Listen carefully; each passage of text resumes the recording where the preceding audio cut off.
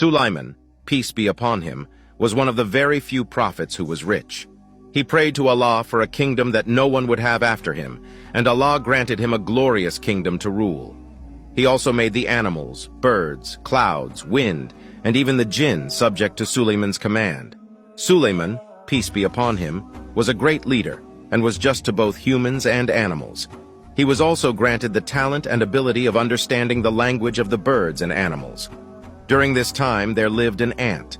From various accounts, the ant possessed beautiful qualities and was helpful and useful to her community, continuously putting the needs of her community above her own.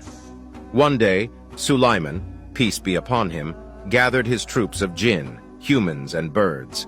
They marched in strict discipline towards the direction of the Valley of Ants. If they were to trample on the ant's nest, it spelt doom for the entire ant community residing there. The ant heard the approach of the army. She was aware that ants, being one of the smallest insects and often most overlooked by people, were barely noticeable. What more amidst such a large army and their beasts of burden? She knew that Sulaiman and his troops were likely to crush them.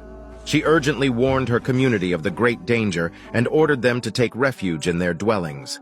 Until when they came upon the Valley of the Ants, an ant said, "O ants, enter your dwellings that you not be crushed by Sulaiman and his soldiers while they perceive not." It is said that during this time, Sulaiman was riding on the clouds.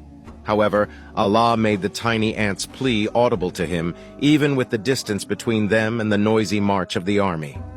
Sulaiman comprehended her language, could not hold back his smile of amusement, and began to laugh. He said, "My Lord, enable me to be grateful for your favor which you have bestowed upon me and upon my parents, and to do righteousness of which you approve, and admit me by your mercy into the ranks of your righteous servants." Even though Sulaiman possessed all the worldly materialism, when he heard the ant talking about him, he was immediately reminded of Allah and his countless blessings.